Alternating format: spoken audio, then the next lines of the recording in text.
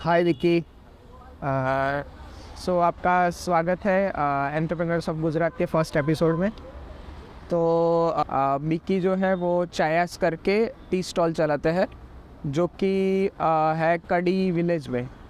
तो उन्होंने सबसे पहले इंजीनियरिंग की है और उसके बाद वो जॉब कर रहे हैं और उसके साथ साथ अपना ये साइड बाय साइड बिजनेस भी कर रहे हैं। तो स्वागत है again Vicky. Thank you so much. तो मैंने आपका इंट्रोडक्शन एज अ हाईलाइट दे दिया, अभी आप इन डेप्थ दे सकते हो कि आप कहाँ से आए हो, क्या करते हो, वो सब इन डेप्थ हमें बताइए थोड़ा आपके बारे में। Thank you Saumya for giving me this opportunity to introduce myself. Guys, जैसा इन्होंने बताया कि मेरा नाम विकी है, विकी कुमार राय।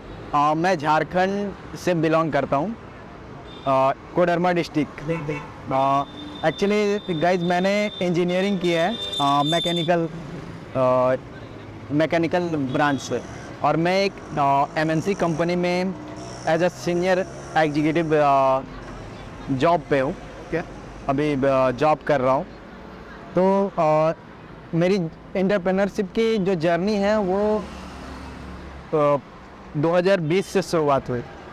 मेरा जो शॉर्ट टर्म गोल था वो था एक अच्छी खासी कंपनी में एक रेप्यूटेड पोस्ट पे जॉब करना, एम्प्लॉय होना। आफ्टर दैट वहाँ से जो लर्निंग आए उसके बाद मैं अपना जो लॉन्ग टर्म गोल है उसमें अपने बिजनेस में अप्लाई कर सके हो, बिजनेस कर सकूँ। तो फर्स्ट जो बेसिकली मुझे जॉब करना था वो बस लर्निंग पर्पस के लिए था कि बिजनेसेस कैसे चलते हैं, और दूसरी बात जो मेरा फील्ड है जिसमें मुझे इंटरेस्ट है उससे रिलेटेड चीज़ें मैं जान सकूं, सीख सकूं।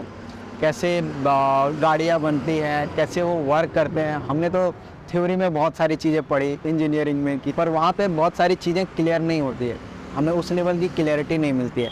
दैट्स वाई हमें प्रैक्टिकली या फिर हमें चीज़ों को होते हुए, गाड़ियाँ बनते हुए देखना बहुत ज़रूरी होता है, जिससे हम ज़्यादा से ज़्यादा नॉलेज की ज़रूरत है। नॉलेज थियोरेटिकल हमें कॉलेज में प्रैक्टिकल नॉलेज हमें नहीं मिल पाता। तो ऑन जॉब एक्चुअली हमें प्रॉपर एक्सपोजर। हाँ, राइट। तो जॉब करते हुए मैंने बहुत से अच्छी चीज़ें सीखी हैं, ऐसे एक्सपेंसिव नॉलेजेस जो कॉलेजेस में नहीं सिखाए जाते। Leadership, team management, quality management और भी बहुत सारी चीज़ें कि आप हजार्डियस सिचुएशंस में कैसे डिसीजन लेते हो, या फिर इमरजेंसी में आप कैसे ऐसे सिचुएशंस, इमरजेंसी सिचुएशंस में आप कैसे डिसीजंस लेते हो। और मुझे ऐसा लगता है कि ये जो नॉलेज है ना, ये चीज़ें हैं, ये कॉलेज में आपको बताया नहीं जाता, और यही चीज़ें किसी बंदे को वो जो बोलते हैं ना डिसीजन मेकर, वो बनाती है। तो मैं भी बहुत ही रोमांचक जर्नी से होते हुए अभी बिजनेस की तरफ आया हूँ। तो जर्नी के बारे में थोड़ा बताइए।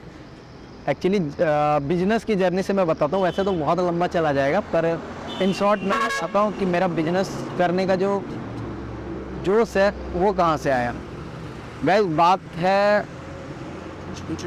2000 मतलब कोरोना पीरियड की, 2019 जब मार्च में कोरोना आई थी उस टाइम की। तो मैं जो अपनी जहाँ पे मैं जॉब कर रहा था उस कंपनी से, वहाँ मैं एज अ जूनियर एग्जीक्यूटिव था। तो वहाँ से कोरोना के टाइम में बहुत दिक्कतें थी। कंपनी बहुत सारे रिस्क लेना नहीं चाह रहे थे, एम्प्लॉयज़ को हटा रहे थे जॉब से। हाँ, तो ऐसा चल रहा था। तो वो जो टाइम थी बहुत ही कष्ट वाला था, हमें कुछ समझ में नहीं आ रहा था कल को क्या होगा, हम जिंदा रहेंगे नहीं रहेंगे, कोरोना के चपेट में आ जाएंगे, इस तरह की माहौल था वो उस टाइम। तो उस टाइम मैंने वहाँ से घर की ओर रवाना हुआ। मैं बहुत मुश्किल से घर पहुँचा, वो भी गवर्नमेंट के सपोर्ट से। वो जो स्पेशल ट्रेनें चलाई जाती थी उसके थ्रू मैं घर पहुँचा। और घर पहुँचने के बाद मैं वहाँ पे ऑलमोस्ट 6 महीने रहा घर पे, ऑलमोस्ट 6 महीने। उसके बाद जब सिचुएशन सब नॉर्मल हो गई, आफ्टर दैट मैं फिर से जॉब के लिए नोएडा गया। पहले तो गुजरात में था, उसके बाद मैं नोएडा गया। नोएडा में गया तो मैं वहाँ पे एक कंपनी में as a senior executive join किया। इनिशियली वो जो कंपनी थी वहाँ पे अपना दूसरी प्लांट सेटअप कर रही थी, तो ओवरऑल जो चार्जेस होते हैं वो मैं ही हैंडल कर रहा था। जैसे कंपनी की जो बेसिक्स होते हैं हो गया, जैसे R&D करना, NPD वगैरह, कैसे मशीनों को सेटअप करना है एज पर प्रोडक्शन, है ना, मास प्रोडक्शन के लिए रेडी करने के लिए हम प्लांट को सेटअप कर रहे थे। तो वहाँ पे हमें बहुत सारे वेंडरों से मिलना पड़ता था। वेंडर मतलब सप्लायर्स, जो कंपनी को पार्ट सप्लाई करते हैं, जो भी चीज़ें रिक्वायर्ड चीज़ें होती है कंपनी को एक कोई भी प्रोडक्ट बनाने के लिए, वो उन चीज़ों का सप्लाई देते हैं। तो मेरी बहुत सारी सप्लायर्स के जो मालिक हैं सप्लायर, उनसे मुलाकात हुई। तो बात तो ये है कि वहाँ पे जब मैं उनसे बात कर रहा था तो ऐसे ही डिस्कस होने लगा। तो हमारा जो प्रोजेक्ट था कुछ कारणवश से, एक तो कोरोना थी, सारे एम्प्लॉय अवेलेबल नहीं थे, तो डिले होता रहा। तो हमारा प्रोजेक्ट थोड़ा डिले हो गया, ऑलमोस्ट 20 से 30 डेज़, मतलब ऑलमोस्ट 1 मंथ डिले हो गया। हमारे ऊपर प्रेशर बहुत ज़्यादा था, जो हमारे कस्टमर हैं उनके एंड हमारे बॉस के, कि ये प्रोजेक्ट इतना डिले क्यों हो रहा है। वैसे तो सबको पता था कि अभी कोरोना पेंडेमिक सिचुएशन है एंड बहुत सारे हमें प्रिकॉशंस लेने पड़ते थे, जैसे कदम दूरी बना के चलना, बहुत सारी चीज़ें, मास्क पहनना, और इतने एम्प्लॉय को अलाउड था आना, मतलब एक लिमिटेड एम्प्लॉय आते थे, ज़्यादातर वर्क फ्रॉम होम करते थे। पर हमारा जो फील्ड है उसमें ऐसा था कि हम वर्क फ्रॉम होम नहीं कर सकते, हमें प्रेजेंट होते फिजिकली काम करना पड़ता है, चीज़ों को मैनेज करना। या तो ऐसे सिचुएशंस में मैं जब वेंडरों से मिला, मीटिंग्स हुई, तो वो जो आते हैं वो खुद कंपनी के मालिक हैं, जो सप्लायर्स थे हमारे। तो उनसे जब बात हुई उस कंपनी के मालिक से, तो कुछ चीज़ों के लिए हमने उन्हें डाटा कि भाई ऐसा डिले क्यों हो रहा है, आपका प्रोजेक्ट ऑन टाइम नहीं है। उन्होंने बताया अपनी चीज़ें, अपने काम। तो ऐसा ही जब लंच टाइम था तो उनसे बात हुई, तो हमने पर्सनली ऐसे डिस्कस किया। तो मैंने पूछा कि आपको बुरा नहीं लगता जब कोई कस्टमर्स आपको ऐसे भला बुरा कह देता है, ये इतना डांट देता है, वैसे भी आप सीनियर हो उम्र में भी, और आप कंपनी के मालिक हो, तो मतलब सब तरफ से आप हमसे तो बहुत बड़े हो, हम तो जॉब करने वाले हैं as a servant, isn't it. तो उस टाइम उन्होंने क्या कहा कि सर एक बात हमेशा याद रखना कि अगर आपके गाली से मुझे प्रॉफिट होता है तो मुझे इस गाली सुनने में कोई ऐतराज़ नहीं है। अगर आपकी एक गाली से मुझे 5 करोड़ 10 करोड़ की प्रॉफिट हो रही है, बिजनेस मिल रहा है, तो इट्स ओके फॉर मी। मैं ऐसे गाली 50 सुनना पसंद करूँगा। तो मुझे वहाँ शौक लगा, तो मैं उनके थॉट से बहुत ज़्यादा इंस्पायर्ड हुआ। तब से मुझे लगा कि नहीं, अब मुझे भी खुद का करना है और इसी लेवल का डिसीजन से लेना है। तो उसके बाद वहाँ ऑलमोस्ट 1 ईयर मैंने जॉब किया। आफ्टर दैट मैंने वहाँ से रिज़ाइन किया और मेरी फिर से गुजरात में जॉब हो गई। यहाँ पे मुझे दूसरी कंपनी ने जॉब हो गई। ये यहाँ की बहुत बड़ी MNC कंपनी है। यहाँ पे मैंने as a senior executive duties join करा। फिर पर मेरे दिमाग में चल रहा था सेम चीज़, लाइक कि यार मुझे लॉन्ग टर्म तो ये नहीं करना। मुझे ऑलमोस्ट 6 ईयर्स हो गए जॉब करते हुए, और 6 साल में मैं बहुत कुछ सीखा, बहुत कुछ समझा, है ना। तो मुझे ऐसा लगा कि नहीं, अब मुझे लॉन्ग टर्म के लिए जॉब नहीं करना है। और उसी टाइम से मैं बिजनेस आइडियाज़ पे वर्क करने लगा। पर मेरे दिमाग में एक चीज़ क्या चलता था कि मुझे ऐसा करना है, मतलब मोनोपोली क्रिएट करना है। जो मैं मार्केट में आऊँ तो मेरे जैसा कोई बिजनेस ना हो दूसरा मार्केट में। मोनोपोली इसी चीज़ को कहते हैं कि आपके जैसा दूसरा कोई मार्केट में ना हो। तो मैं ऐसे बिजनेस पे बहुत ज़्यादा टाइम देने लगा, रिसर्चेस करने लगा। मुझे मिला भी, बहुत सारी आइडियाज़ मिली, पर जब तक मैं वहाँ तक पहुँचता था तब तक पता चलता था कि वो आइडिया ऑलमोस्ट 6 मंथ 1 ईयर पुराना हो चुका है। अच्छा, मैं बहुत ज़्यादा ऐसा कंफ्यूज होने लगा और मुझे लगता था यार, लगता है कोई आइडिया ही नहीं है, कुछ काम ही नहीं है। फिर उसके बाद मैंने ऑलमोस्ट 2 से 3 महीने रिसर्च करने के बाद एक कंपनी बनाने की सोची, और हमने बनाया एक कंपनी, एक स्टार्टअप किया। उस कंपनी का नाम था ग्रो भारत। ग्रो वो बेसिकली सर्विस बेस्ड कंपनी थी। वो सर्विस प्रोवाइड करती थी, जैसे अगर आपके घर पे डोर स्टेप पे आपको नाई चाहिए, बार्बर चाहिए, पंडित चाहिए, इंजीनियर चाहिए, मैकेनिक चाहिए, कारपेंटर चाहिए, या कोई आपके घर पे पुट्टी करने के लिए, पेंट करने के लिए, मतलब जितने प्रोफेशंस के लोग हैं ना, हमने सबके लिए वो प्लेटफॉर्म बना दिया था। हाँ, वेबसाइट बेस्ड प्लेटफॉर्म था आपका। तो वहाँ पे लोग सर्विस प्रोवाइडर भी आते थे एंड सर्विस टेकर भी आते थे, जिनको सर्विस लेना है वो भी सेम, और बहुत प्रॉपर तरीके से हमने उस वेबसाइट पे बनाया था एंड रिव्यू भी अच्छा आ रहा था। पर जो कोरोना स्टार्ट हुआ तो हमारा सिस्टम चल नहीं पाया, हम ज़्यादा देर तक टिक नहीं पाए। ऑलमोस्ट 6 महीने के बाद हमें ऐसा लगने लगा कि अब हम मार्केट में टिक नहीं पाएंगे। उसके बाद सेकेंड वेव आने लगा और उस टाइम माहौल सिचुएशन ऐसा था कि कल के बारे में हम सोच भी नहीं सकते थे अच्छे से कि कल क्या होगा, हम मतलब कुछ भी अनहोनी हो सकता है, इस लेवल का खौफ था हमारे अंदर बहुत ज़्यादा। और लोग है ना, मतलब किसी को हेल्प भी नहीं करना चाह रहे थे मनी को लेके, क्योंकि उन्हें लगता था कि अगर इनको हमें ज़रूरत पड़े तो कौन देगा। ऐसा सिचुएशन था और हम उस लेवल पे थे भी नहीं कि बैंक्स वगैरह से या उनसे लोन लें। तो हम फ्रेंड फैमिली इन्हीं को अप्रोच करते थे कि भाई हमें तो पैसे की ज़रूरत है, हमने बिजनेस खोला है, ऐसा है, उनको आइडियाज़ बताता था। कुछ लोगों ने इंटरेस्ट लिया, हमने किया, ऑलमोस्ट 20-22 लाख रुपया हमने उसमें लगाया, इन्वेस्ट करा और चलाया बिजनेस को। हमें फीडबैक्स भी अच्छा आने लगे। पर जब कोरोना का पेंडेमिक वो आया तो हम ज़्यादा देर टिक नहीं पाए। फिर ऑलमोस्ट 2020 में हमें 2020 में हमने उस बिज़नेस को फाइनली क्लोज़ करने का सोचा और उसके बाद फिर से हम अपना गुजरात में जॉब के लिए, जर्नी के लिए प्रकट हो गए। अच्छा, घर से ही वो जो बिज़नेस है मैं घर से ही रन कर रहा। अच्छा, मतलब वो झारखंड में आप? हाँ, झारखंड से ही चला रहा था।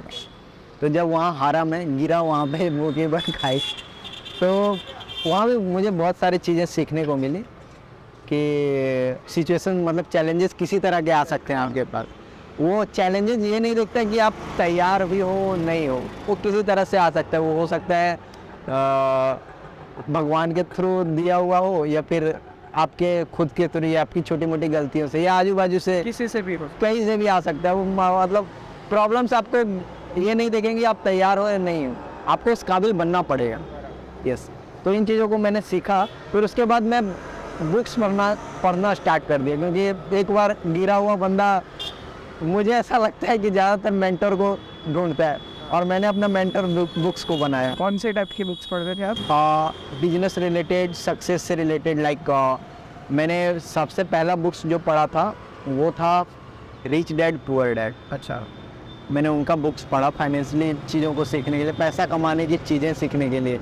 उसके बाद one time management, intelligent investor, the richest man of Babylon, ऐसा करके बुक्स हैं। कुछ अपने? हाँ, तो ऐसे ऐसे बुक्स मैं पढ़ने लगा। फिर उसके बाद गोल से रिलेटेड तो एक बुक्स है गोल्स। और उसके बाद मैंने पढ़ा, सबसे मुझे जो सही बुक लगा हमारे एज में, लाइक जो हमारे एज में लोग होते हैं ना वो बिलीव नहीं करते, तो उस लेवल पे मुझे जो बुक्स लगा वो 10 सीक्रेट था। 10 सीक्रेट, वो जो बुक था वो मुझे एक अंदर से है ना एक अलग लेवल का एनर्जी प्रोवाइड किया। मतलब ऐसा एनर्जी ना कि उस बुक्स को पढ़ने के बाद मुझे लगने लगा कि नहीं, मैं कुछ भी कर सकता हूँ। इस लेवल का मतलब सुपर पावर वाली एनर्जी आती है ना, वो वाला एनर्जी मुझे मिलने लगा अंदर से ही।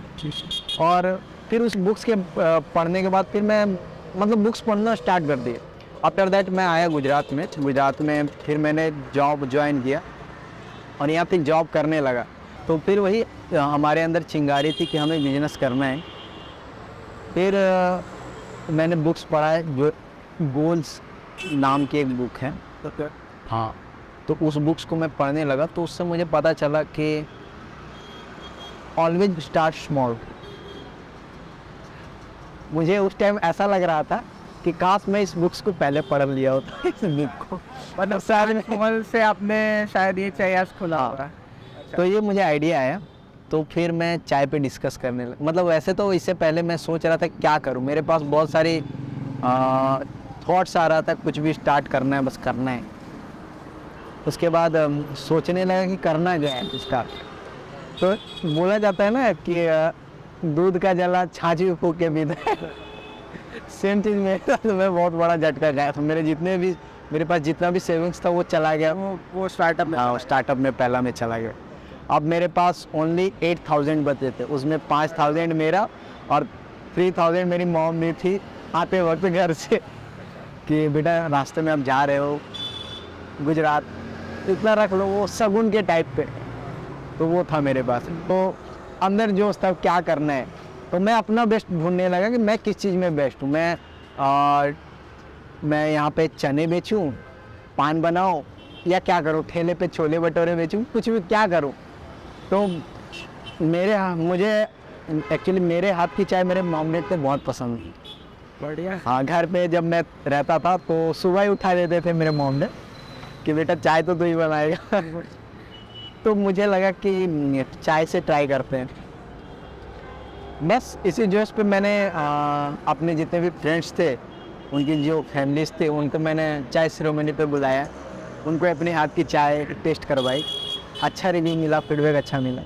फिर लग गए हम लोग धंधे में। पहला दिन वहाँ से आपने ये हाँ, धंधा शुरू किया। हाँ, तो आपने ये चायस कैसे सोचा, मतलब? एक्चुअली मैं चायस के लिए मैं क्या किया कि इससे पहले मैं 1700-1800 नाम से ज़्यादा सर्च कर चुका हूँ और ज़्यादातर नाम अवेलेबल थे मार्केट में। जो भी सोचता था कि मुझे ये यूनिक अच्छा नाम है, वो अवेलेबल ही होता था। उसका वेबसाइट या नाम से कुछ ना कुछ पहले से चल रहा मेन ऑलरेडी है। हाँ, तो बहुत कन्फ्यूज़न था। तो एक दिन की बात है कि मैं ठेले पे चाय बेच रहा था, ऐसा ही दोपहर का टाइम था, गर्मी फुल गर्मी चल रही थी और कस्टमर्स नहीं थे। मैं अकेला बैठा हुआ था, अकेला ही, मैं उस टाइम अकेले ही मैनेज करता था। बराबर। हाँ, तो बैठा हुआ था दोपहर में, हॉलीडे का मतलब संडे का टाइम था। उस दिन मेरी ऑफ रहती है, छुट्टी रहती है। तो मैं उस दिन अपना चाय पे बैठा हुआ था, चाय के ठेले पे, और धूप बहुत ज़्यादा लग रही थी। तो मैंने उस टाइम कस्टमर आ नहीं रहे थे, तो ठेले पे पर्दा डाला, ऊपर से कपड़े डाल दिए और मैं बाजू में ही पार्क था, उसमें जाके बैठ गया और सोचने लगा कि नाम क्या रख। तभी मुझे चायस का आइडिया आया, तोड़ते पहुँचता है। तो उस टाइम मुझे आया चायस का आइडिया। बेसिकली चायस टी लवर्स को रिप्रेजेंट करता है, चाय और यास। बराबर, चाय प्लस या। तो वो जो चाय के आयास, उसे चायस कहते हैं। अच्छा। तो इस टाइम से मेरा भी आइडिया आया, थॉट्स आए और मैंने चायस नाम रखना।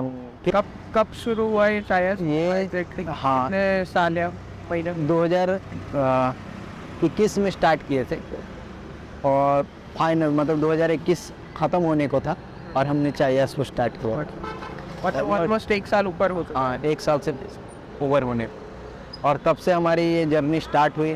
तो आप चाय के अलावा दूसरा क्या क्या बेचते हैं इसके? चाय के अलावा मस्का बन, स्लाइस, मैगी, कॉफ़ी। चाय में हमारे पास 15 तरह की वैरायटीज़ है।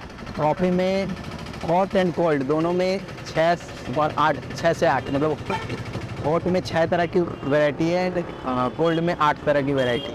उसके बाद मस्का बन 6 तरह की बनाते हैं एंड हम स्लाइस बनाते हैं, वो भी 6 तरह की बनाते हैं। तो हम 5 तरह के भी आइटम रखते। इसके बाद ये हमारी चायस की जर्नी रही कि कहाँ से हम कहाँ थे और अभी हम इस लेवल पे आए हैं कि हमारा रिटर्न बहुत अच्छा रहा है। डेली का 300 से 350 कप चाय बेच देते हैं। 300 से 350 कप चाय? या। तो आप कितने टाइम के लिए करते हैं ये बस शाम 5 बजे से रात के 12 बजे तक करते हैं। अच्छा, उसमें 300 से 350 कप चाय बेच और 50 से 60 कप कॉफ़ी दे देते हैं। उसमें से ज़्यादातर हॉट कॉफ़ी होता है, कोल्ड कॉफ़ी का 15-20 प्लस बेचते हैं, ज़्यादा नहीं बेचता उसमें। और बाकी जो हाँ, फिर उसके बाद मस्का बन डेली का 40-50 उसमें भी बेच देता हूँ मस्का बन। अगर फेस्टिवल रहा तो हमारा 3 गुना चला जाता है, 2 गुना से 3 गुना। मेरा जो नॉर्मल डे का सेल्स होता है वो 8 से 12 हज़ार तक का होता है। मतलब ये वेरी करता है कि आपका सैटरडे और संडे है, इसमें अगर नॉर्मल डे है तो 8,000 तक, 8,000 9,000 ऐसा रहता है। तो ये तो हुई आपकी और चाय की। तो मैं ये जानना चाहता हूँ कि गुजरात में आपको ऐसा क्या लगा कि आप झारखंड से गुजरात आए और यहाँ पर आपने बिजनेस स्टार्ट किया? एक्चुअली वो बोला जाता है ना कि आपकी डेस्टिनी में ही लिखा होता है क्या करना है। और बोला जाता है कि बाकी ज़्यादातर चीज़ें प्री प्लान होती है। मुझे नहीं पता कि क्या है क्या नहीं, पर शायद ये मेरे डेस्टिनी में ही था। तभी मैं गुजरात में हूँ, मुझे जॉब करने को मिला, और जॉब करते हुए ऐसी ऐसी चीज़ें, ऐसी ऐसी ठोकरें लगी जो मुझे बिज़नेस के काबिल बनाया। और मैं बिज़नेस का सोचा कि मुझे बिज़नेस करना। और एक बात और बता देता हूँ, आपने शायद सुना होगा मूवीज़ में, फिल्मों में, कि गुजरात के हवा में ही बिज़नेस है। रईस का डायलॉग है। Yes yes yes, rice movie का है। तो यहाँ के हवा में ही बिज़नेस है, तो वो हवा मुझे भी लग गई। सही है। और यहाँ के जो गुजराती लोग, हाँ, मैं मेरे आपको फ्रेंड्स हैं, पूछने वाला था कि आपका गुजराती लोगों के साथ कैसा हाँ, एक्सपीरियंस? तो उन्होंने भी बहुत ज़्यादा अच्छे लोग हैं, सपोर्टिव हैं। और एंड सबसे ख़ास बात कि उनके अंदर जो बिजनेस से रिलेटेड जुनून होता है ना, वो मुझे बहुत पसंद है। आप ज़्यादातर गुजरात में देखोगे वो जॉब के पीछे नहीं भागते, उन्हें खुद का ही कुछ करना होता है, चाहे वो बड़ा हो छोटा हो, व्हाटएवर। और गुजरात की बात एक और ख़ास बता देता हूँ, यहाँ पे औरतों को जो एम्प्लॉयमेंट के लिए मैं आप देखोगे कि ज़्यादातर काम में औरतें इन्वॉल्व है। आप बस कंडक्टर देख लो, ड्राइवर देख लो, और भी बहुत सारे रोज़मर्रा की जितने भी काम हैं, मुझे ऐसा लगता है जेंट्स से ज़्यादा यहाँ पे औरतें एक्टिव है। तो ये चीज़ें मुझे बहुत ज़्यादा इंस्पायर्ड करी गुजरात के लिए, मुझे ये चीज़ बहुत अच्छा लगा। और दूसरी बात ये है कि हार्डवर्क तो बहुत है। मैं जहाँ से जिस लेवल से आता हूँ उस लेवल पे लोग करना नहीं चाहते। वो बोलते हैं ना कि कुछ ही लोग होते हैं जो चेंजेस को अडॉप्ट करते हैं, तो मैं भी उन्हीं कुछ लोगों में से एक बनने की कोशिश की है ना। और उसके लिए मुझे बहुत ज़्यादा हार्डवर्क करना, और अभी भी कर रहा हूँ। मैं सुबह 5 बजे उठ के ड्यूटी जाता हूँ और 3 बजे आता हूँ। मतलब 3 से 3:30 बजे वहाँ से छुट्टी होती है, 4 बजे तक यहाँ पहुँचता हूँ, 5 बजे से अपना बिजनेस स्टार्ट करता हूँ। मतलब सोने के लिए मुझे बहुत कम टाइम मिलता है। और चायास का विज़न ये है कि हम चाहते हैं कि अगला 5 साल में हम इंडिया को चाय और कॉफ़ी का नए रेसिपी और नई एक्सपेरिमेंट से लोगों को लुभाएं। और बस यही है। धन्यवाद। थैंक यू विकी जी, आपसे बहुत अच्छा लगा। मज़ा है आपसे बात करके। यस, आपकी चायास की स्टोरी जान के और आपके बारे में जान के थैंक यू। हमें बहुत कुछ जानने को और सीखने को मिला, तो उसके लिए आपका दिल से धन्यवाद। मैं आपको भी धन्यवाद करना चाहता हूँ। और मैं एंटरप्रेन्योर्स ऑफ गुजरात की सक्सेस के लिए भी कामना करता हूँ भगवान से कि ये और ज़्यादा ग्रो करे। एंड आपकी जो ये पहल है उसके लिए भी मैं आपको बहुत ज़्यादा थैंकफुल हूँ। और मैं चाहता हूँ कि लोग भी जाने आपको, आपने बहुत अच्छा पहल किया है। गुमशुदा एंटरप्रेन्योर्स को, या फिर जो कहीं पे मतलब जिनके अंदर चिंगारी है उनको आग लगाने वाले, चिंगारी को भड़काने वाले काम कर रहे हो, बहुत अच्छा। Thank you. एंड मैं अप्रिशिएट करता हूँ आपके work. Thank you so much.